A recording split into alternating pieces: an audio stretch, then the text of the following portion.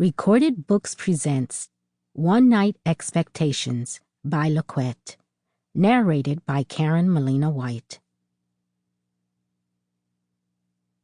Chapter 1.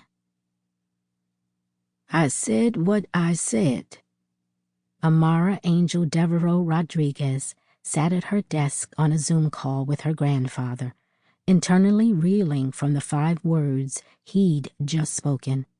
His tone was casual, as if he was sitting at home with his feet up, reading a newspaper, not discussing contracts totaling more than a quarter of a small country's GDP. But that was what made her grandfather so good at what he did. He was so unassuming. He was deadly. By the time opposing counsel figured this out, he'd already have the deal signed, sealed, and delivered. "You can't do this, Granddaddy." Her voice was calm, but her clenched teeth and stiff body language accurately relayed her displeasure. "I've put in too much work for this company for you to pull the rug out from under me like this." He was unmoved as he sat in the den at Devereaux Manor, dipping his gaze to read the document he was holding. Only when he was finished did he pull off his readers and look up, finally acknowledging her presence on the video call. "Can't?" He raised a brow as he sat up straight in his chair. "As lead counsel for Devereaux Incorporated and your boss, I can do whatever I want. Just because I'm out of the office spending time with your Uncle Ace while he's sick doesn't mean I'm not still in charge. My decision is final. I'm not retiring until after this Falcon development deal is closed." She folded her arms, trying her best to suppress the anger boiling inside. "I have closed more deals and made more money for this company in the last 3 years than any other lawyer here, including you. You were poised to sail off into the sunset and give me the reins. Then all of a sudden you're changing your plans and pushing me to the sidelines? What the hell, Granddaddy?" She realized 2 seconds after she'd said it, her mouth had written a check her ass couldn't cash. David Devereaux might have been her sweet grandfather, but he didn't tolerate disrespect from anyone. And by the way he was slowly leaning into the screen, she realized shit was about to get very real.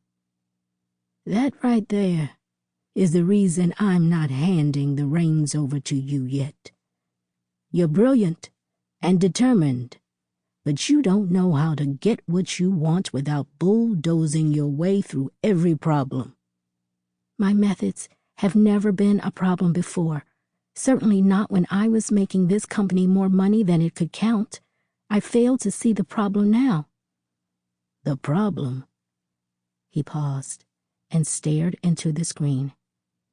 She could tell the moment his features softened and his shoulders relaxed that he'd gone from seeing her as an insubordinate employee to his only grandbaby. He calmly leaned back in his chair, folding his long arms across his chest. He was tall and lean, wearing the navy blue Brooks Brothers suit he adored. Even though he was working from her uncle's home, the power suit dominated any corporate space he was in, whether it was the office or on the computer screen. The same kind, dark brown eyes that had always shone with pride in Amara were tinged with sadness that moved something in her, even though she tried hard to ignore it. "The problem," he continued, "is that your all-or-nothing approach doesn't work for some deals. Your greatest strength and weakness is that you always go in for the best financial deal. Money is great, but it ain't everything, baby girl. And the fact that you don't know that yet troubles me. It's gonna land you in a world of trouble. Success comes from the heart, not the bank account. And because you don't understand that, you let Falcon stipulate that we're responsible for securing the building permits from the city." Sample complete. Ready to continue?